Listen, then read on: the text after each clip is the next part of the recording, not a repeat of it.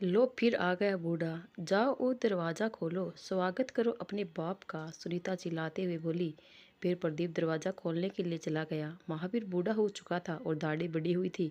कपड़े भी मैले ही पहन रखे थे। बेटे को देखते ही बोला, बेटा अब मैं गाँव में अकेला नहीं रह सकता, इसलिए मैं अब यही रहूँगा आप लोगों के साथ। प्रदीप ड्राइंग रूम का दरवाज़ा खोलता हुआ बोला, गाँव की हवा आपकी सेहत के लिए अच्छी थी पापा। आप तो जानते ही है वो कैसी है, आपको बिल्कुल भी पसंद नहीं करती है।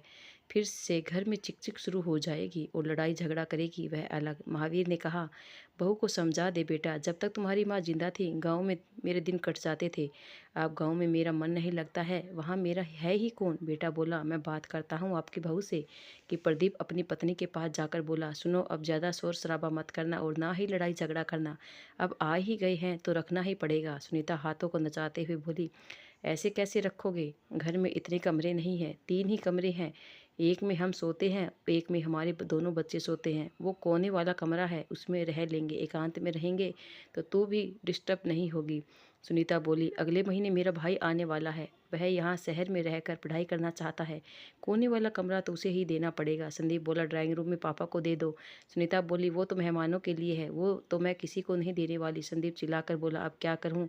अब आ ही गए हैं तो धक्के मार कर निकाल भी नहीं सकता। वैसे भी पूरे मोहल्ले में हमारी रेपुटेशन ज़्यादा अच्छी नहीं है, लोग सुनेंगे तो जीने नहीं देंगे। सुनीता बोली, किसी वृद्धाश्रम में क्यों नहीं छोड़ आते उन्हें? प्रदीप बोला, वृद्धाश्रम में भी फ्री में कोई नहीं रखता, पैसे लगते हैं, तुम तो जानते ही हो। मुझे नई नौकरी में मुझे 20,000 रुपये महीने के ही मिलते हैं, इससे घर खर्च ही चलता है, तो वृद्धाश्रम की फीस कहाँ से भरूंगा? सुनीता गुस्से में बोली, बूढ़ा मर क्यों नहीं जाता, हमारा पीछा भी छूट जाता।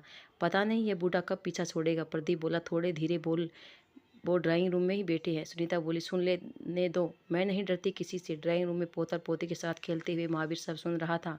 पता नहीं उन्हें क्या सूझा, वह उठकर घर से बाहर चले गई। 10 वर्षीय दक्ष आकर बोला, मम्मी दादू घर से बाहर चले गए हैं। संदीप बोला, शायद पिताजी ने सब सुन लिया इसलिए वह घर से बाहर चले गए हैं। सुनीता बोली, अच्छा होगा अगर वह लौट कर ना आए तो हमेशा के लिए पीछा छूट जाएगा।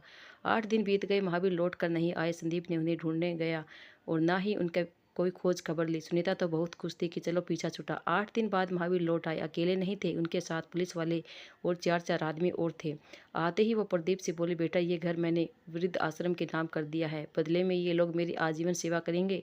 ये घर मैंने मेरी और मेरी पत्नी के लिए बनाया था। तुम्हारी शादी के बाद तुम्हारी पत्नी ने इस घर पर कब्जा कर लिया। सास बहू की नहीं बनी तो मैं तुम्हारी माँ को लेकर गाँव चला गया ताकि तू सुख से रह सके, मगर मैं अब निसहाय और अकेला हूँ। तुम लोग मुझे मेरे घर से एक कमरा तक नहीं देना चाहते। तुम लोगों के पास मुझे देने के लिए 2 वक्त की रोटी भी नहीं है, इसलिए मैं नहीं चाहता कि तुम मेरे घर में रहो। इसलिए अभी इसी वक्त तुम इस घर को खाली कर दो और इस घर से वही सामान लेकर जाना जो तुमने खुद से खरीदा है, बाकी का मेरा सामान यहीं छोड़ देना। यह सुनकर प्रदीप और सुनीता के पैरों के नीचे से जमीन खिसक गई। सुनीता महावीर के पैरों में गिर कर बोली, ससुर जी माफ़ कर दो। महावीर जी बोले, अब माफ़ी मांगने से कोई फायदा नहीं है, क्योंकि यह घर वृद्धाश्रम के नाम हो चुका है। दोस्तों, माँ बाप ने पाल पोस कर बड़ा करते हैं और हम बुढ़ापे में उनकी सेवा तक नहीं कर पाते। आप कमेंट करके जरूर बताना, महावीर ने जो फैसला किया वह सही है या बेटे बहू को एक मौका देना चाहिए था? हाँ या ना में कमेंट करके जरूर बताना और चैनल को लाइक और सब्सक्राइब जरूर करना। धन्यवाद दोस्तों।